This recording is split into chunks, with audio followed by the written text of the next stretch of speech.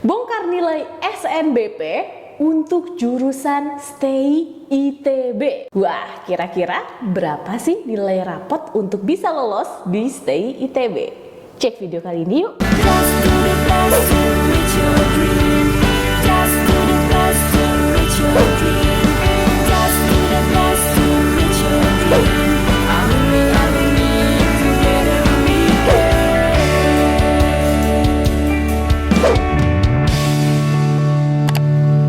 Kapan lagi kamu bisa ikutan tryout UTBK gratis di GP Media kalau bukan sekarang? Ikuti syaratnya dan kirim bukti screenshot di gpmedia.id ya, jangan sampai ketinggalan. Buat kalian yang lagi cari tryout SNBT dan ujian mandiri untuk masuk PTN, kita punya solusinya.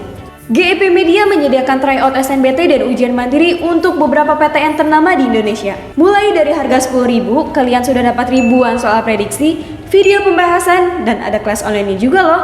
Yuk daftar sekarang. Semuanya, balik lagi di GP Media Channel. Oke, kakak akan bongkar nilai salah satu subscriber kita yang menggunakan jasa kita untuk dirasionalisasi nih. Dari SMA 1 Balikpapan yang namanya Hasto Santiko.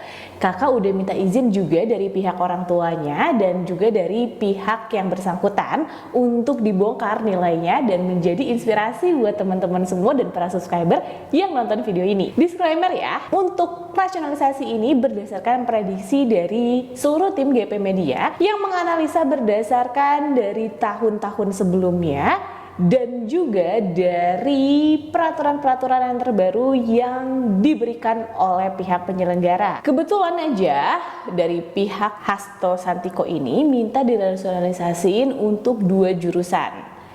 Nah, di sini ada jurusan STEI Rekayasa ITB dan jurusan FTMD ITB.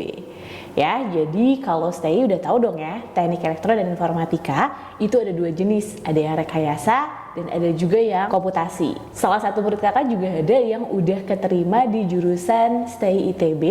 Kalau kalian pengen tahu pengalaman dia selama kuliah, kalian juga bisa cek di video sebelumnya ya. Dia juga minta dianalisis untuk jurusan Teknik Mesin dan Dirgantaranya ITB. Untuk faktor-faktor penilaiannya itu berdasarkan analisis dari tim GP Media.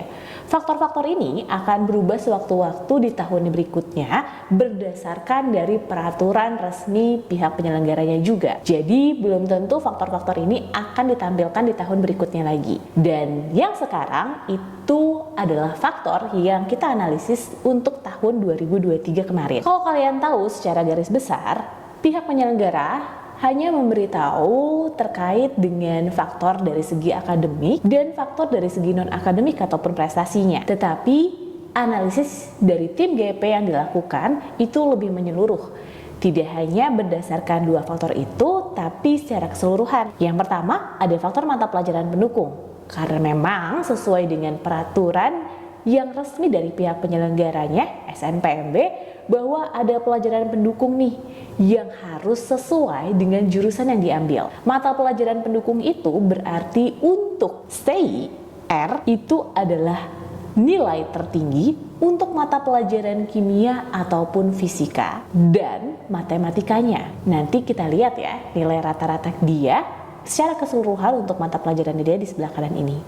Oke, kemudian ada akreditasi sekolah. Kalau kalian juga tahu bahwa berdasarkan peraturan resminya, akreditasi sekolah itu akan mempengaruhi kuota penerimaan untuk SNBP. Kemudian ada faktor domisili. Nah, untuk faktor domisili ini terkait dengan pilihan yang nanti kamu ambil, kalau kamu memilih 2 pilihan, harus ada salah satu yang satu domisili sama sekolah kamu. Jadi kalau misalkan dia milih SMA 1 Balikpapan dan dia mau pakai 2 pilihan itu, harus ada salah satu pilihannya yang dia ambil di PTN yang satu domisili dengan sekolah tersebut. Jadi kalau ini dia milih di ITB, berarti dari Balikpapan dan ITB itu menunjukkan luar domisili. Kemudian ada sertifikat. Pihak bersangkutan ini memiliki sertifikat kejuaraan untuk tingkat provinsi di bidang Science, Teknologi, Engineering, and Mathematics.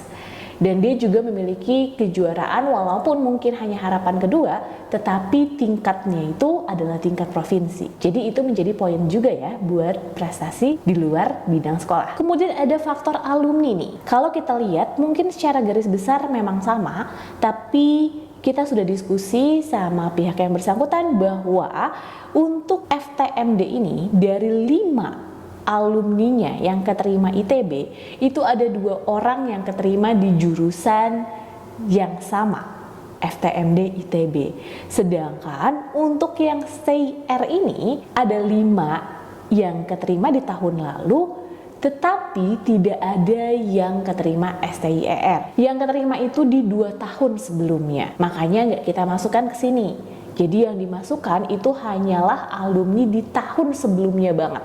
Gitu. Jadi misalkan dia lulusnya dan dianalisis sama kita di tahun 2023, dia harus tahu tuh yang tahun kemarinnya percis di tahun 2022 itu alumninya berapa banyak yang keterima ITB dan jurusannya apa. Karena itu bisa jadi patokan kamu untuk bisa menentukan jurusan yang sesuai. Kemudian ada nilai rata-rata rapot. Nah, kalau ini memang sudah jelas ya. Dari peraturan resmi bahwa nilai rata-rata itu adalah keseluruhan dari nilai rapot. Oke, dan dari keseluruhan nilai rapotnya dia itu nilainya cukup tinggi yaitu 92,43. Bahkan dia masuk ke dalam peringkat paralel di urutan ke-9. Sedangkan untuk ranking sekolah ini cuma hanya tambahan aja atau opsional yang memang kita masukkan untuk menentukan kredibilitas dari sekolah tersebut. Oke, kemudian ada nilai rataan total keseluruhan dari rapotnya nih. Kalau kita lihat secara garis besar, ini adalah nilai rata-rata dari mulai semester 1 sampai semester 5 dan ini adalah total keseluruhan nilainya. Ya, jadi dari seluruh mata pelajaran akhirnya dirata-ratain lagi. Dapatlah angkanya segini, 92,43. Nah, dari sini kita bisa tahu nih urutan yang paling tinggi untuk mata pelajaran apa kira-kira? Nah, kita lihat ya, untuk mata pelajaran bahasa Inggris wajib, itu nilai dia adalah urutan pertama. Kemudian, untuk urutan kedua dan ketiga, itu ada matematika wajib yang nilainya 93,4 dan ada juga nilai kimianya 93,4. Ini sama ya, berarti untuk mata pelajaran pendukung itu artinya harus mata pelajaran yang nilainya tertinggi di antara mata pelajaran lainnya. Kalau kalian tahu bahwa mata pelajaran pendukung itu adalah mata pelajaran yang nilainya tertinggi di antara mata pelajaran lainnya. Nah, kemudian untuk mata pelajaran pendukung di jurusan STI ITB itu adalah kimia atau fisika dan matematika. Artinya nilai kimia atau nilai fisikanya itu harus paling tinggi atau yang tertinggi lah ya.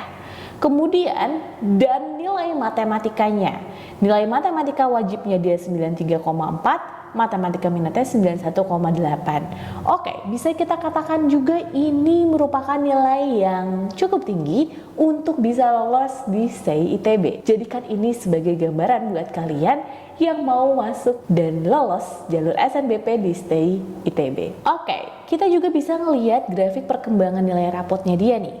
Kita fokusin di mata pelajaran pendukungnya ya, yaitu kimianya di bagian ini, oke, fisikanya, dan kemudian matematikanya. Ini ada matematika minat, ini ada matematika wajib.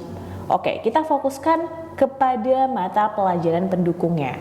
Dan kita lihat di sini, ingat bahwa grafik untuk mata pelajaran pendukung itu diusahakan untuk nilainya naik dari semester 1 sampai semester 5. Nah, kalau lihat di sini berarti lihat ya, fisikanya itu dia naik walaupun masih ada rata-rata di sini ya, kayak masih sejenis lah. Kalau ini juga sama, kimianya itu naik terus abis itu juga masih sederetan di sini. Nah, matematika minat nih ada naik, ada turun. Nah, ini dia. Terus di sini matematika wajib secara garis besar dia naik. Nah, oke, berarti dari mata pelajaran pendukungnya secara keseluruhan dia sebenarnya naik ya. Oke, itu menjadikan faktor mata pelajaran pendukung ini dan perkembangan nilai rapotnya dia itu mendukung untuk jurusan Stay ITB juga. Selain dengan faktor-faktor tadi, kita akan bahas terkait dengan pertimbangan penentu lainnya, yaitu penentu dari jurusannya. Sekarang kita lihat untuk Stay Rekayasa ITB itu daya tampung di tahun 2023 sebesar 102 orang dan untuk FTMD itu sebesar 123 orang. Ini adalah jumlah peminat di tahun lalu. Ada 500 ya, untuk FTMD juga nggak beda jauh ya, ada 500-an juga, mungkin lebih banyak peminatnya. Nah, dari daya tampung di tahun ini dan peminat di tahun sebelumnya itu dapat kita lihat keketatannya. Rumus keketatan yaitu daya tampung dibagi jumlah peminat di tahun sebelumnya berarti 102/545 dikali 100%. Nah, berarti 102 dibagi 545 dikali 100% itu angkanya 18,72%.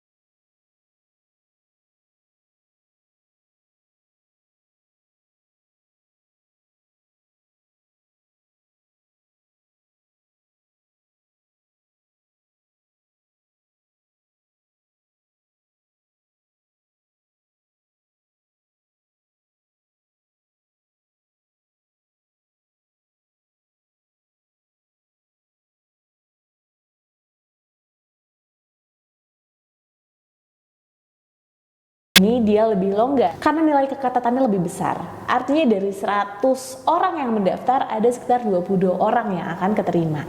Jadi seperti itu ya untuk mengetahui persentase keketatan. Kemudian kita lihat juga nilai rataan minimum di tahun sebelumnya. Di tahun sebelumnya yang nilai rata-rata paling kecil untuk bisa lolos di Stay ITB yang paling kecil di tahun sebelumnya itu adalah 83,09, sedangkan yang lolos untuk STMD nilai rata-rata nilai rapot dia yang paling minimum itu ada 88,36 ya, yang ini. Sedangkan kita lihat tadi sebelumnya nilai rata-rata rapot dia itu 92,43. Oke, 92,43. Jadi cukup besar ya nilai rata-rata rapot secara keseluruhannya dia 92,43. Sedangkan nilai minimumnya aja 83. Berarti gimana tuh kira-kira peluangnya? Ya, cukup besar juga ya untuk dari skala nilai rapot. Walaupun demikian, kita juga memberikan strategi dalam pemilihan jurusannya. Ingat, untuk pemilihan jurusan, kalau kamu milih dua, harus ada salah satu yang satu domisili dengan sekolah kamu. Nah, kalau misalkan dia mau milih satu opsi aja, ya nggak apa-apa di luar domisili sekalipun. Kalau dia mau milih STIER aja nih di ITB, ya berarti dia cuman hanya pakai pilihan satu aja. Pilihan duanya cukup dikosongin. Tapi kalau dia mau pakai pilihan keduanya itu kita saranin untuk di ITK nih, Teknik Elektro ITK atau Arsitektur ITK. Jadi ini adalah opsi pilihan-pilihan jurusan yang membantu kamu biar kamu bisa lolos gitu. Atau di opsi lainnya nih, mau yang lebih mudah lagi, yaitu jurusan di bidang fisika atau kimia, karena memang mata pelajaran pendukung untuk kimia dan fisikanya itu memang cukup tinggi. Oke, saran urutan prioritas pilihan itu maksudnya adalah kamu dari yang opsi pertama itu berarti yang kamu pengenin banget sampai opsi-opsi berikutnya yang bisa kamu jadikan cadangan dan jadi pertimbangan ke kamu kalau kamu nggak mau ngambil itu. Nah, secara garis besar ini kita pisahin lagi ya tadi untuk mata pelajaran pendukungnya, yaitu nilai kimianya dia dan nilai matematika minatnya. Memang ya Untuk matematika minatnya itu dia ada yang naik maupun turun. Tapi secara garis besar kita lihat bahwa peningkatan dari nilainya ini sudah terlihat jelas juga untuk mata pelajaran pendukungnya. Nah, ini adalah analisa dari hasil tim GP Media. Kita tahu bahwa untuk peluangnya dia itu kita kasih angkanya itu sedang. Artinya ya kemungkinan dia bisa lolos, kemungkinan juga enggak nih. Jadi ini berdasarkan pertimbangan dari pihak penyelenggaranya lagi. Ingat, yang kita lakukan hanyalah berupa prediksi saja. Jadi yang kita analisa itu hanya cukup dijadikan pertimbangan aja buat kamu dalam memilih jurusan. Selebihnya itu pihak penyelenggara yang akan menyeleksi kamu secara langsung. Jadi analisis yang kita lakukan itu benar-benar lebih mendetail ya, terkait dengan nilai rata-rata dia itu ada beda berapa poin dengan mata pelajaran pendukungnya. Jadi hasil analisis yang memang kita lakukan itu cukup detail terkait dengan nilai rata-rata dia itu kira-kira selisih berapa sih sama nilai rata-rata minimum. Biasanya memang tiap tahun di jurusan-jurusan favorit nilai rata-rata minimumnya akan meningkat tiap tahunnya. Dan kalau misalkan kamu nilainya jauh lebih tinggi daripada nilai rata-rata minimum yang paling minimum di tahun kemarin, berarti itu juga bisa membantu peluang kamu untuk bisa lolos di jurusan itu. Tapi tetap ada faktor-faktor lainnya, yaitu mata pelajaran pendukung serta prestasi yang kamu lakukan, terutama yang sesuai dengan jurusan yang kamu ambil, serta jenjang dan lembaga yang menyelenggarakan lomba tersebut. Kebetulan Hasto ini ya, dia memenangkan kejuaraan itu dari lembaga Kemendikbud. Jadi jika kamu memenangkan kejuaraan dari lembaga-lembaga resmi, apalagi jika jenjangnya itu juga tinggi, merupakan tingkat provinsi atau tingkat nasional dan berhubungan dengan jurusan yang kamu ambil, itu akan membantu kamu juga nih.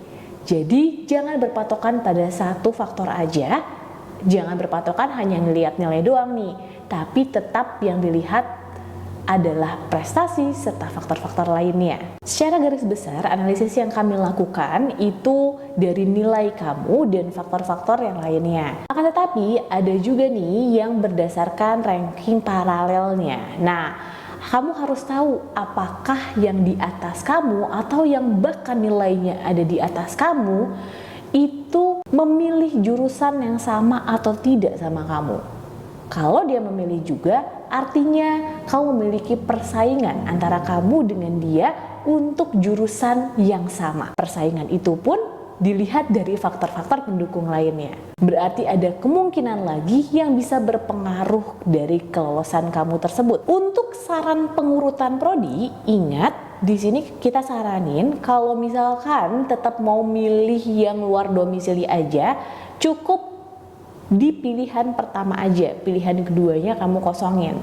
Tapi kalau misalkan kamu tetap mau milih pilihan kedua, harus ada salah satunya. Misalkan yang pilihan pertamanya STMD atau pilihan pertamanya STI, ITB. Nah, pilihan keduanya itu harusnya ITK nih, Institut Teknologi Kalimantan. Nah, ini sarannya karena Institut Teknologi Kalimantan itu sedomisili dengan sekolahnya dia yang berada di SMA 1 Balikpapan. Jadi ini adalah saran pengurutan prodi yang ingin dia gunakan pada saat pemilihan di seleksi SNBP. Kemudian dari setiap saran prodi tersebut kita juga analisis untuk keketatan dari keseluruhan saran yang kita kasih. Kita juga memberikan nilai keketatan di jurusan itu beserta nilai rata-rata minimum untuk jurusan tersebut. Jadi ini penting banget ya, nilai rata-rata minimum. Jangan sampai kalau nilai rata-rata keseluruhan kamu itu tidak mencukupi, kamu tetap maksa mau banget di jurusan itu. Karena ada beberapa juga dari analisis kami yang maksa dan kita sudah menganalisis bahwa peluangnya cukup kecil sampai mungkin akhirnya dia tidak lolos dan dia mencoba lagi untuk lewat jalur UTBK. Jadi itu semua kita kembaliin ke sahabat GP semua ya, karena kalianlah yang dapat menentukan masa depan kalian sendiri. Kita hanya cukup membantu untuk mencapai kesuksesan kalian. Buat teman-teman juga nih yang tertarik untuk dirasionalisasi nilainya, atau mungkin dari orang tua nih yang pengen dibantu untuk dirasionalisasikan anak ya, itu bisa juga. Tetap pantengin video-video kita karena untuk dibuka rasionalisasinya kita juga tetap menunggu dari peraturan pemerintah yang ada. Jadi kalau mau diburu-buruin juga nggak bisa ya, karena nanti hasil analisisnya akan berbeda tuh, karena kita akan menganalisis itu secara detail sesuai dengan peraturan yang diberikan oleh pihak penyelenggara di tahun ajaran berikutnya. Nah, hasil analisis ini itu sudah kita lakukan di tahun 2023 awal kemarin.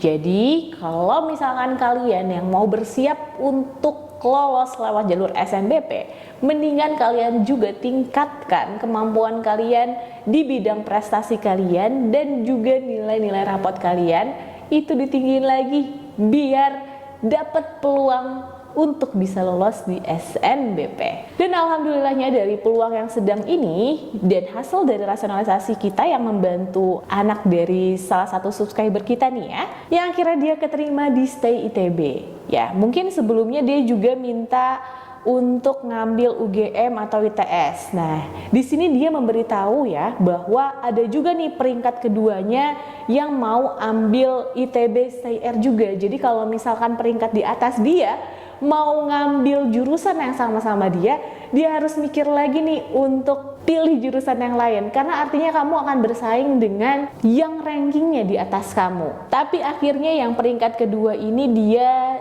tidak jadi ya mendaftarnya, akhirnya dia tetap berada di jurusan itu. Dan alhamdulillah banget, walaupun dia peringkat paralelnya urutan ke-9 untuk Stay R ITB, akhirnya dia berhasil lolos dan keterima jadi mahasiswa di jurusan Stay R ITB. Jadi buat teman-teman semua nih yang masih nanya dan masih bingung, di kolom komentar juga banyak tuh, Kak apa aja sih yang kira-kira harus aku siapin untuk mempersiapkan SNBP? Nah, pantengin terus juga ya video-video kita. Kalau kalian itu terus pantengin video-video kita dan ikutin tips-tips dari kita, itu akan membantu banget nih peluang kelolosan kamu untuk bisa keterima di PTN yang kamu pengenin. Dan semoga aja video-video yang kita berikan ini bermanfaat buat kalian semua ya. Sampai sini dulu aja video dari kakak. See you in the next video. Dadah!